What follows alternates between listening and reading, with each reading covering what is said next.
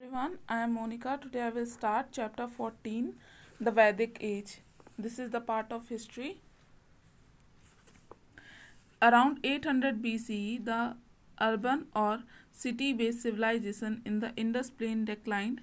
About this time, some people entered India from the northwest, probably through the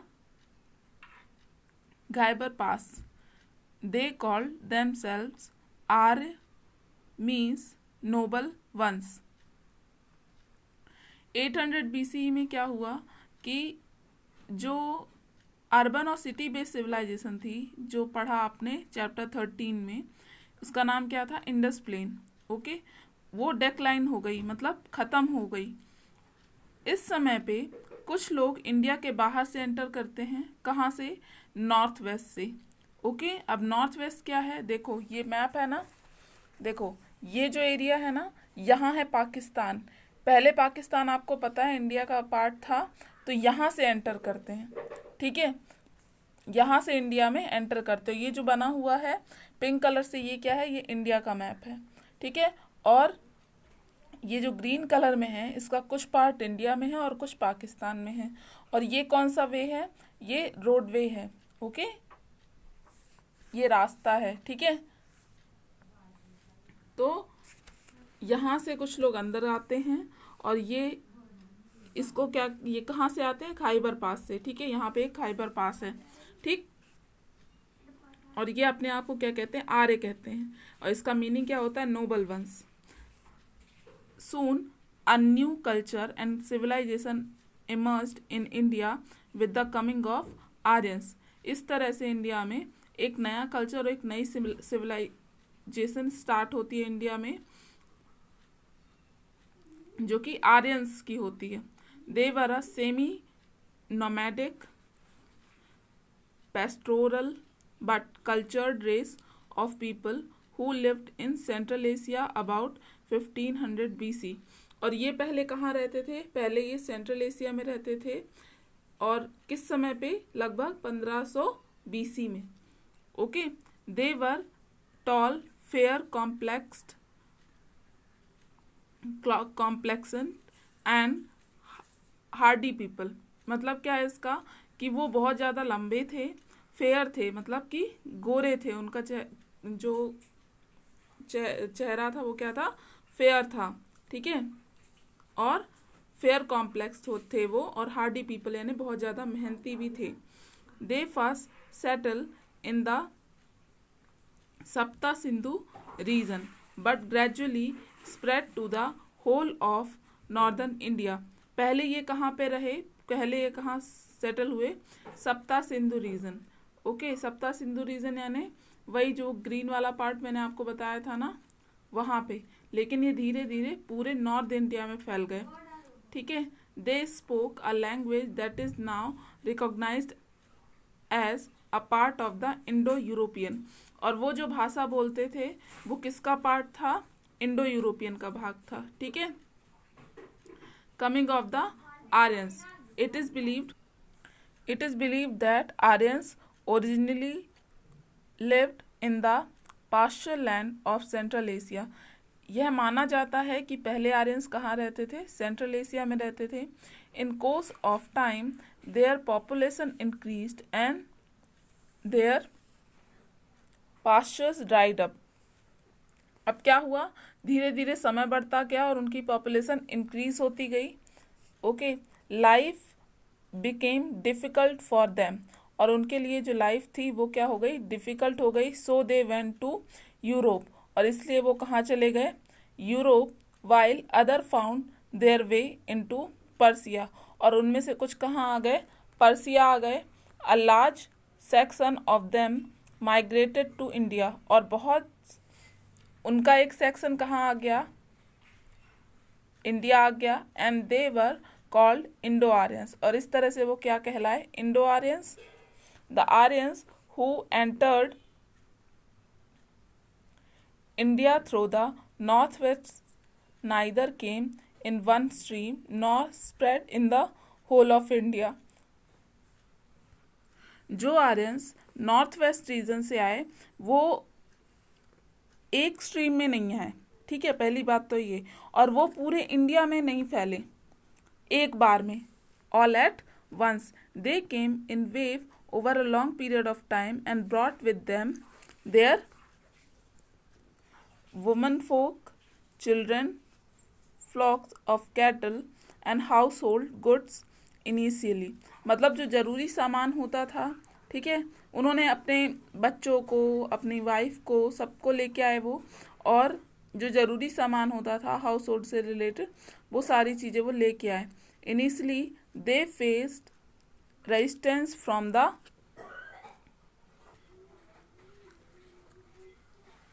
Initially, they faced resistance from the original inhabitants of India called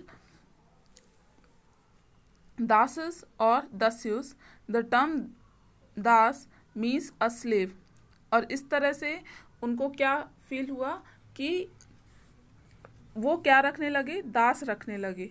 okay, मतलब क्या है कि वो जो सामान लेके आए और they face resistance from the original inhabitant of India. मतलब जो जैसे वो वहाँ रहते थे, मतलब यूरोप में रहते थे, आर्यंस बाहर से आए, वो यूरोप में रहते थे, उस हिसाब से इंडिया में उनको एक रेजिस्टेंस सा फील हुआ, और इस तरह से वो दासेस रखने लगे। दास, दास तो समझते हो आप, ठीक है, नौकर, a slave. These dases were pushed to South India and were called Dravidians। और ये दास जो हैं वो कहाँ गए, साउथ इंडिया, और क्या कहलाए, Dravidians. Okay, Dravid. Settlement regions of Aryans। Rigveda refers to the dwelling place of Vedic people as सप्त सिंधु।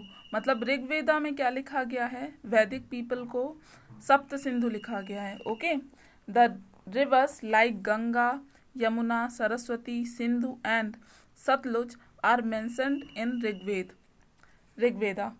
यानी कौन कौन सी नदियाँ इसमें मेंशन है, गंगा, यमुना, सरस्वती, सिंधु, सतलज, ये सारी नदियाँ, जो कि कहाँ की नदियाँ हैं, नॉर्थ इंडिया की नदियाँ हैं। Okay, they first settle in the Punjab region and called this region Sapta Sindhu. अब देखो, सबसे पहले ये कहाँ पे सेटल हुए, पंजाब रीजन में, और इनको क्या कहा गया, सप्त Sindhu, the land of 7 river. क्यों कहा जाता है, क्योंकि ये 7 नदियों का लैंड है। मतलब कि यहाँ से कितनी नदियाँ निकलती थी, 7 नदियाँ। Okay, which included eastern parts of present day Afghanistan, Punjab, in Pakistan and also in India and parts of western Uttar Pradesh। The Sindhu and the Saraswati were the most popular and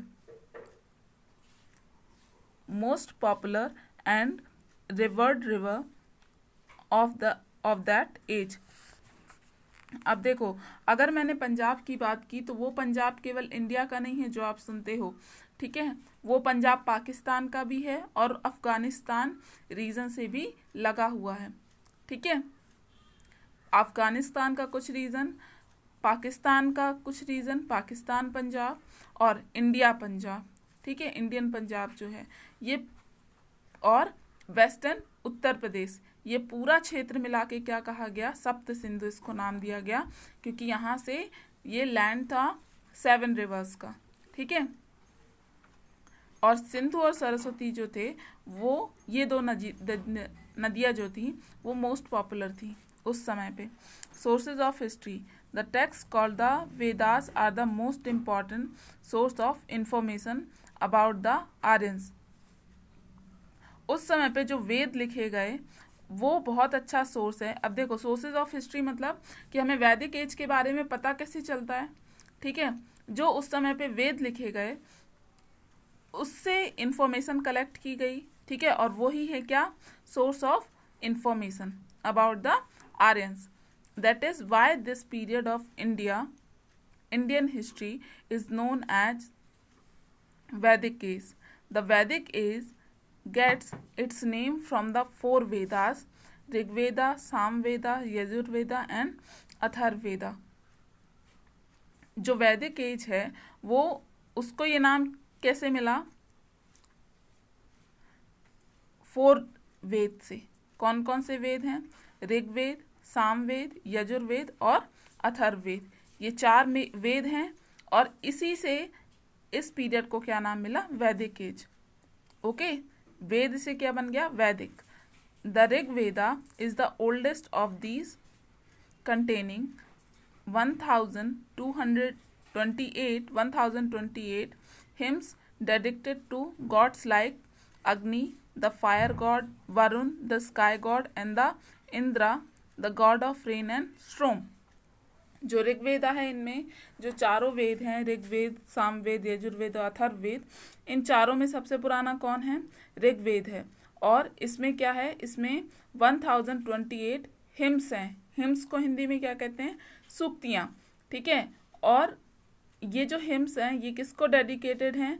अग्नि को, ठीक, the fire God, Varun को जो sky god हैं, और the Indra, the god of rain and storm. ठीक, the period between 1500 BC and 600 BC is referred to as the Vedic age in Indian history. जो 1500 BC और 600 BC के बीच का समय है उसको क्या बोलते हैं? वैदिक एज बोलते हैं इंडियन हिस्ट्री में। ठीक, it is divided into the early Vedic as 1500 BC to 1000 BC and the later Vedic age 1000 BC to 600 BC. अब देखो, इसमें वैदिक एज में भी 2 पार्ट्स में डिवाइड कर दिया। फर्स्ट क्या है? अर्ली वैदिक एज, जो किसके किसके बीच में है? 1500 BC to 1000 BC के बीच। ठीक है, और द लेटर वैदिक एज ये किसके किसके बीच में है? 1000 BC to 600 BC। ठीक है, अब देखो, early Vedic age, the Aryans entered India in different ways, the earliest of which is believed to be around 1500 BC। जो आर्यंस थे वो उन्होंने इंडिया में बहुत सारे रास्तों से प्रवेश किया, लेकिन जो सबसे पहले प्रवेश किया था वो कब माना जाता है? 1500 BC में। Okay, the period when the Aryans first settle in India is known as the early Vedic age. और जब वो पीरियड जब आर्यन सबसे पहले इंडिया में आए तो उस पीरियड को क्या कहते हैं? अर्ली वैदिक एज कहते हैं। The chief source of information about this period is the Rigveda. और इसका चीफ सोर्स ऑफ इंफॉर्मेशन क्या है? मतलब कि सबसे ज़्यादा जाना माना जिससे कि इंफॉर्मेशन ली गई है वो क्या है? वो है Rigveda. The Rigveda is a very valuable source of information of the early Vedic period. जो ऋग्वेद है वो बहुत ही वैल्यूएबल सोर्स ऑफ इंफॉर्मेशन है अर्ली वैदिक पीरियड का। That is why this age is also called the Rigvedic age. इस वजह से इस पीरियड को क्या कहते हैं? ऋग्वैदिक एज भी कहते हैं। It is the oldest Veda, ये सबसे ज़्यादा पुराना वेद है। It was written in 1500 BC और ये कब लिखा गया था? 1500 BC इन द सप्त सिंधु रीजन। और कहाँ पे? सप्त सिंधु रीजन, मतलब कि पंजाब वाला रीजन। ठीक, mainly where the Aryans first settle, जहाँ पे आर्यंस फर्स्ट सेटल हुए थे। It comprises of 1028 hymns and other prayers in the praise of gods. इसमें hymns कितने हैं? 1028 और other prayers भी हैं। ठीक है, in the praise of gods and goddess. These hymns are called सूक्त और well said। और hymns को क्या कहते हैं?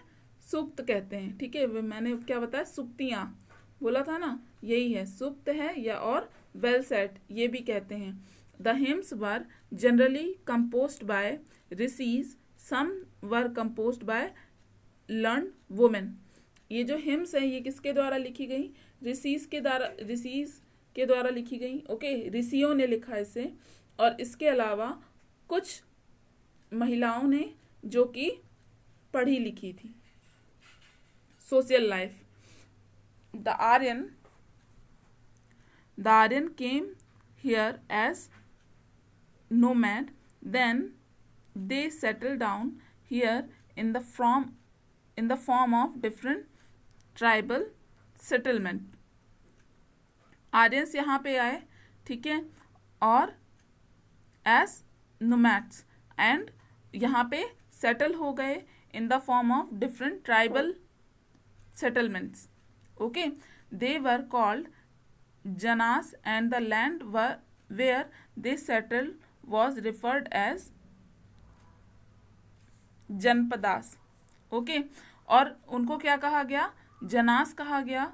जन, ठीक है, जनास, ठीक. और जहां पे वो रहे, जिस लैंड में, उसको क्या कहा गया? जनपद, जनपदास. ओके, समझ में आ गया. Initially they lived in the village, और इनिशियली वो कहाँ पे रहते थे? विलेजेस में रहते थे. Their primary loyalty was towards their respective clan. The village was called grama, और विलेज को क्या कहा जाता था? ग्राम कहा जाता था, grama. Okay, the smallest unit of the Aryan society was the patriarchal family called the kula. और जो smallest unit of the Aryan society था, उसको क्या कहते थे? कुल, कुला, ठीक है, कुल. It was headed by the कुलपति एज गृहपति, ठीक है, गृहपति. और इसको हेड कौन करता था? सबसे छोटा यूनिट क्या? कुल.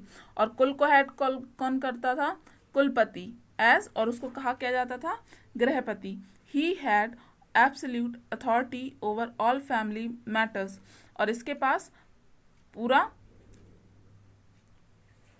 अथॉरिटी होती थी हर एक फैमिली मैटर की. Okay, his command was final authority. They followed the joint family system, और इस समय पे लोग क्या फॉलो करते थे? Joint family system.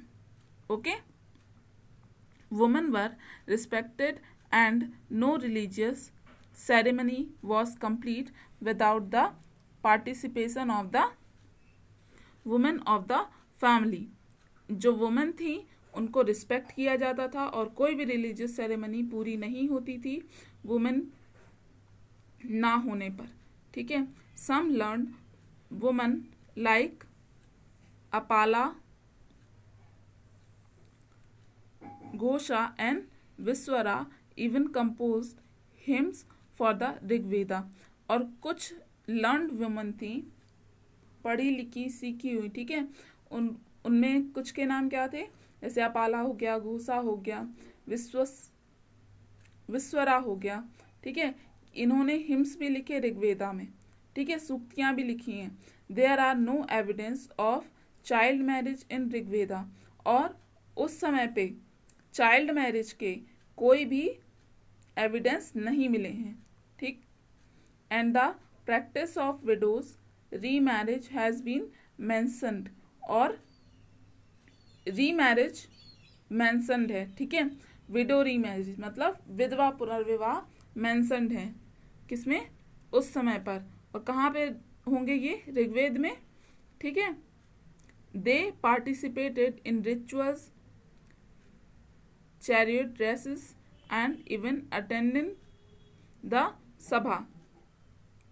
ये इन सब इस समय पे क्या होता था?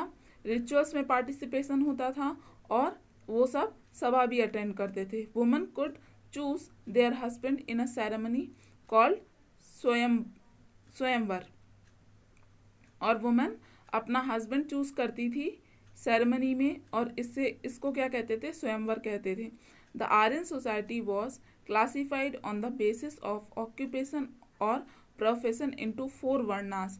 जो आर्यन सोसाइटी थी वो क्लासिफाइड थी on the basis of occupation. ध्यान रखना, यहाँ पे किस पर बेस्ड थी वो society? On the basis of occupation, यानी कि कौन क्या काम करता है, उस पर बेस्ड थी. जिसमें कितने वर्ण आते थे? 4 वर्ण बने, ठीक है, 4 वर्ण और classes. The Brahman were the priest Brahmans क्या होते थे? प्रीस्ट होते थे, पुजारी होते थे।